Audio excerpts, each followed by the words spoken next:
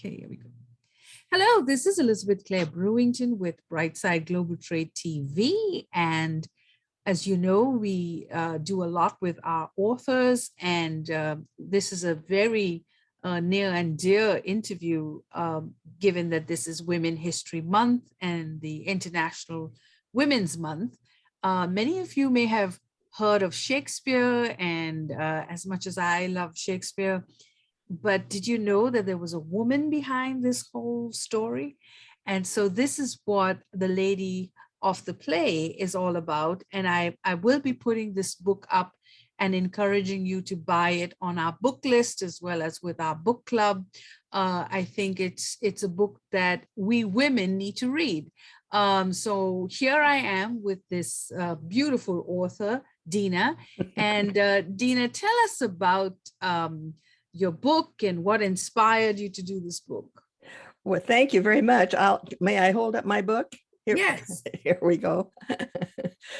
Okay, Lady of the Play is a historical novel, and it's actually about a real woman who lived in England 400 years ago.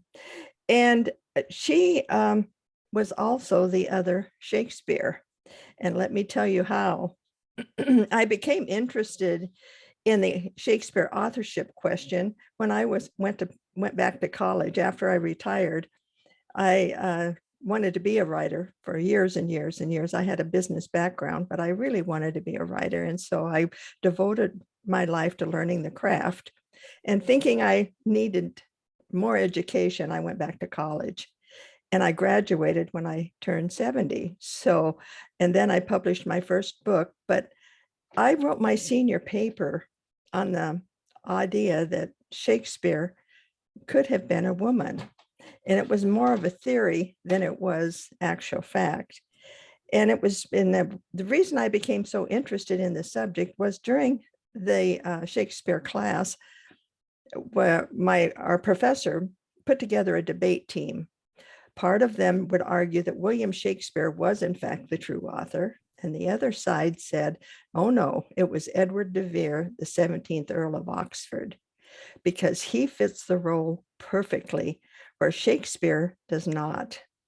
And so I got involved in researching Edward de Vere, and I thought to myself, he does fit the role perfectly to be Shakespeare. First of all, he was Queen Elizabeth I great Lord's Chamberlain.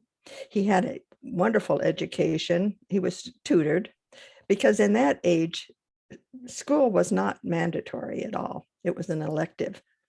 And the grammar schools that Shakespeare attended, all he really learned much was Latin, and they learned it by rote. They didn't learn much of anything else. And most of the population in England of that class of people were illiterate.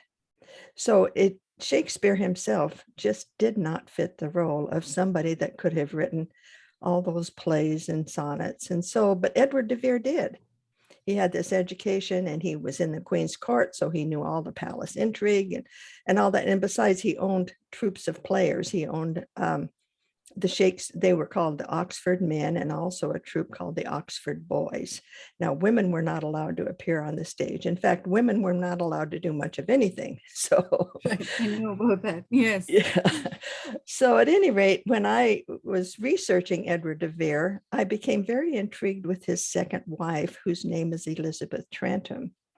And she was an interesting woman because she came from a wealthy family. She was from the Midlands of England. And she was very pretty, but she would not get married at all. She did not want to marry somebody that was of a lower intellect than her. So she resisted her father, even though he tried to marry her off. She just wouldn't do it until finally arrangements were made that she became a maid of honor in Queen Elizabeth's court when she was 19.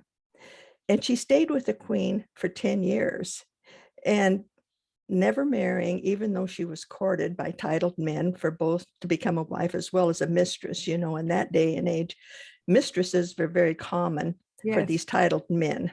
Yes. But she refused all that, and she was very loyal to the Queen. In fact, there's a relationship between the Queen that's a little bit interesting that I cover in my book.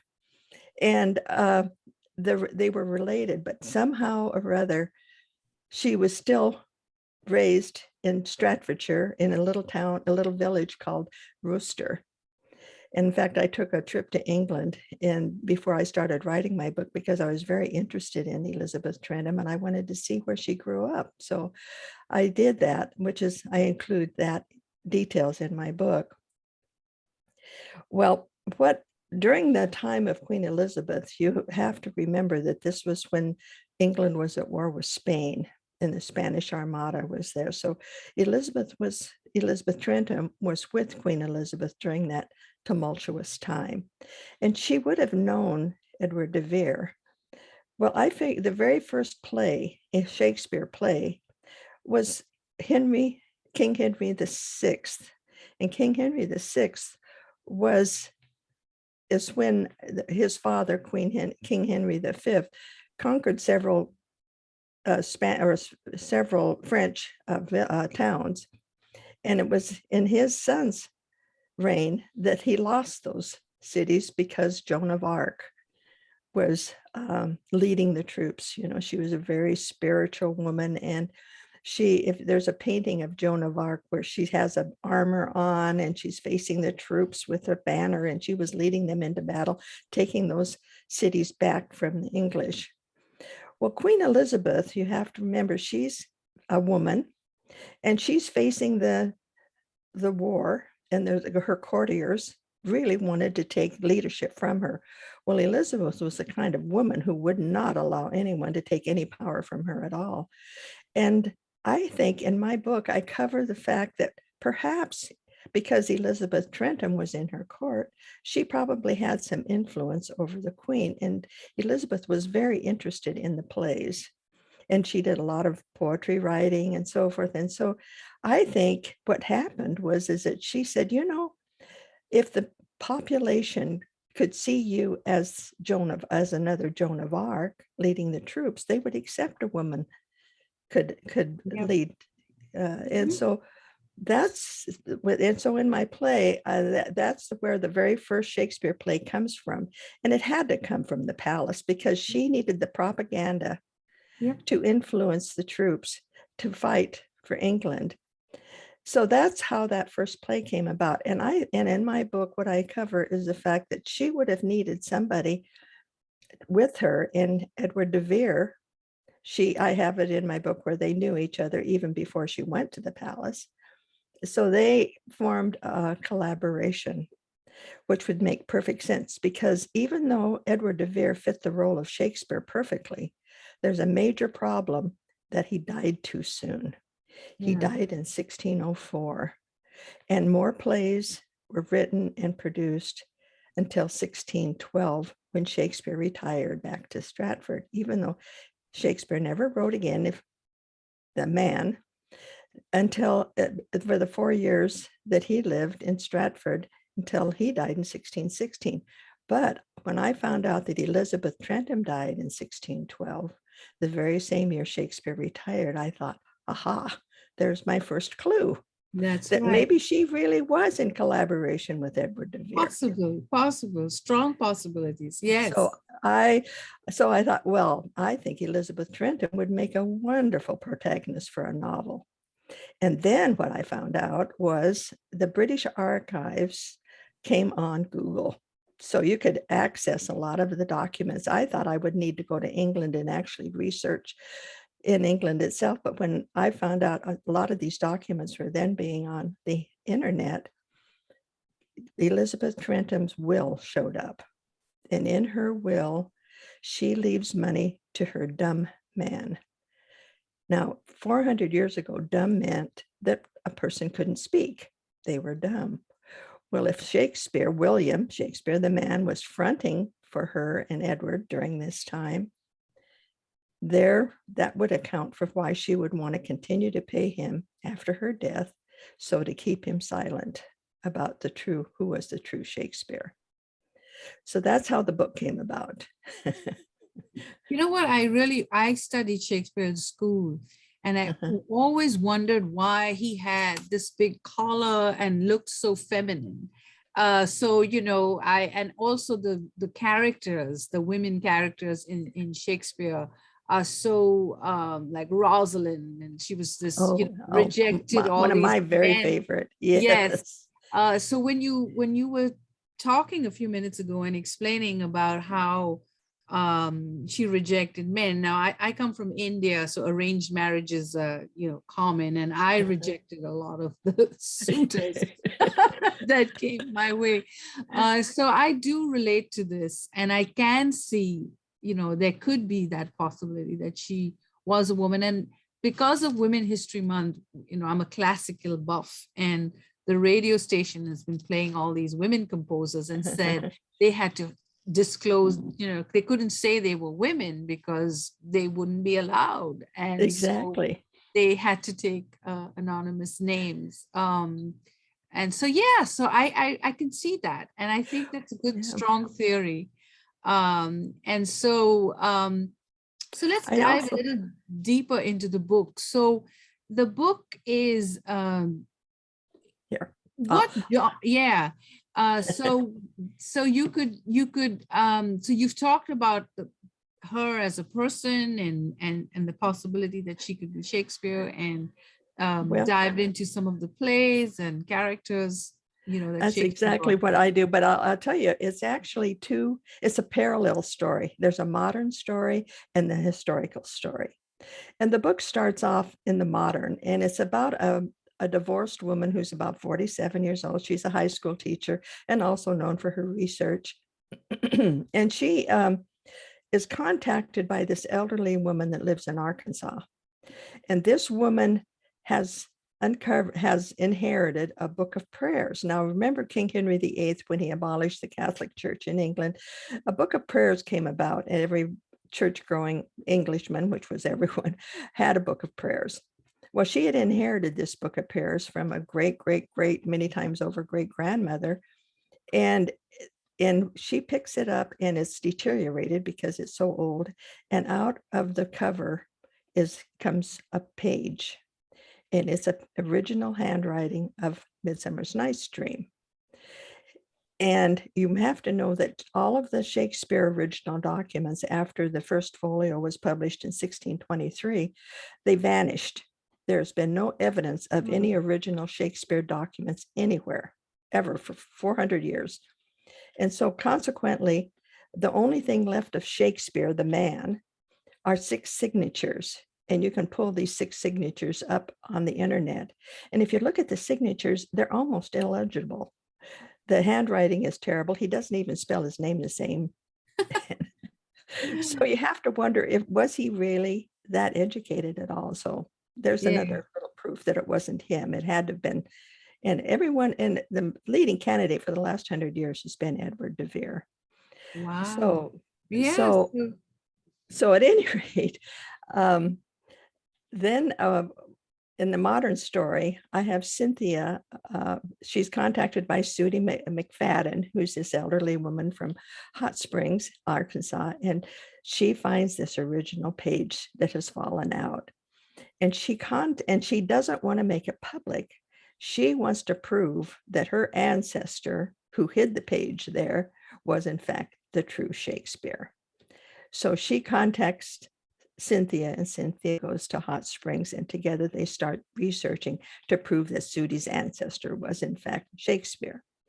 And because the page is a Midsummer's Night's Dream, it transitions then into a history chapter. And in the first history chapter is about this 10-year-old Elizabeth Trentham, who lives in this little village of Roster. She's told her family, she has 2 brothers and she has 2 sisters. And she's told by a maid about how on Midsummer's Eve you can see the fairies. So Elizabeth is 10 years old, and she creeps from the manor, and she goes out into the field, and she lays there, and she just determined she's going to see the fairies. Of course, she falls asleep, and she sees all these magical things, including the fairies. And so this is my first historical chapter, which is the basis for Midsummer's Night's Dream. And then we revert back to Cynthia in another chapter, which in this one, you meet Cynthia's best friend, who's a librarian in a college, and together they're convinced they're going to prove that Elizabeth is Yep. the truth. And that, but we also meet the nemesis, and her friend's name is Josie Jansen, and Josie has this partner who is a chemistry professor, and he is an evil man anyway. Wow. So we get into that. Yeah. And then later on, Cynthia has her own story that's told about how she does her research and how she meets Sudi's nephew, who's an attorney in Portland, Oregon, and there's romance there, and there's just some intrigue in Cynthia's life too.